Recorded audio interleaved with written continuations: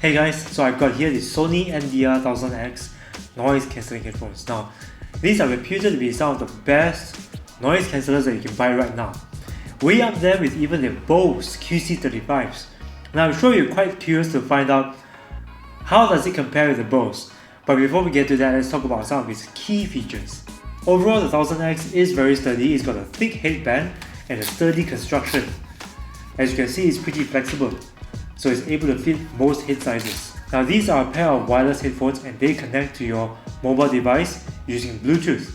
And I found that the Bluetooth connection is pretty reliable up to a distance of 10 meters. The headphones fold flat and fold inwards so that you can store it inside its small clamshell case. The MDR 1000X has a very clean and simple design. It's got only 3 buttons at the bottom. One handling power, you have a noise cancelling button over here, and a button called ambient mode, which we will touch on a little bit later. It's also got a headphone jack and comes with a cable so that you can continue to use it even when the battery runs out. On paper, the battery life is 20 hours, but in testing, I actually got out 21 hours of battery life from this, playing at 50% volume a looping album, which I say is pretty darn impressive. Now on the right ear cup, you have your volume and music controls. Simply tap or swipe in specific directions to operate those controls. With internal and external microphones and Sony's proprietary Sense engine, this is touted as Sony's best noise cancelling headphones. But I don't want to take their word for it, so I took it outside to try, and they're actually pretty good. Now it's really noisy on the train, and you may not even notice it, but train noise, the noise you encounter in the train can even exceed 100 decibels, and that's really loud.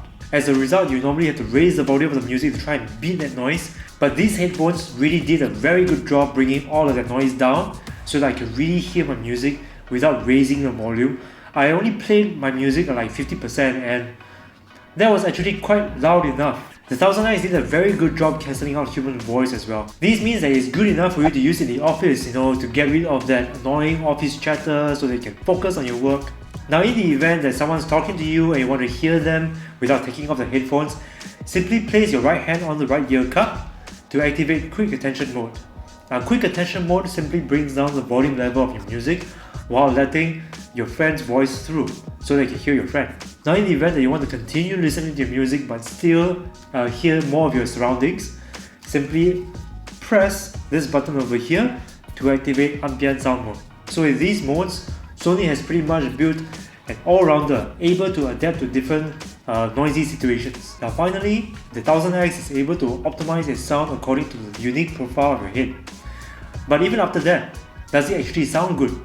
So before we get to the verdict, let's talk about the sound quality.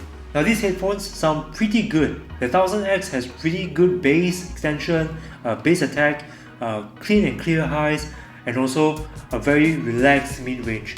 Now with vocals music, you might find that these headphones sound a little bit more laid back, a little bit more recessed, but that actually made a lot of my music listenable. Now music like Heaven from Bryan Adams really sounded more laid back and more relaxed now. And I actually prefer that because that sound tends to sound a little bit more gritty, a little bit too bright for my liking. When I was playing Wild Things by Lisa Cara, I enjoyed her clear, laid back vocals against an open and detailed soundstage.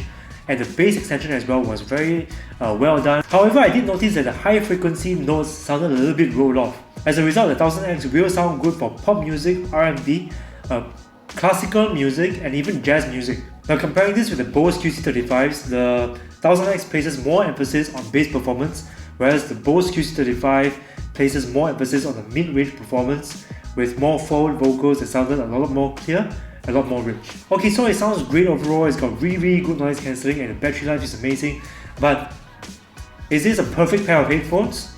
As always, there's no such thing, so let's talk about what I don't like about the 1000X. Now imagine you're on the train and you want to just simply get some noise cancelling without any music. Perhaps you just want some peace and quiet after a hard day's work. Is it possible to use just the noise cancelling function at all? No! You cannot simply use this as a pair of noise cancellers without connecting it to your phone. If nothing is connected to it, the headphones will switch off every 5 minutes. And I think this is a big f*** up by Sony because all other noise cancelling headphones in the market can do that.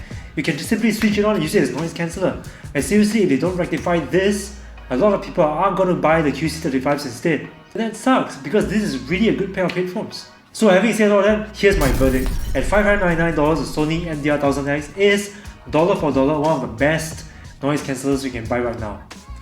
It's got great build quality, great sound quality, great features, and noise cancelling to die for. I will highly recommend it, but remember to tether it to something first before using the noise cancelling. Now thank you for watching this review. If you like this review, be sure to subscribe to us on YouTube, Facebook and Instagram.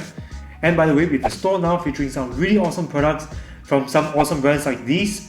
So go ahead and take a look. My name is Aaron and I'm inviting you to go loud and wireless with me at loudandwireless.com. See you there.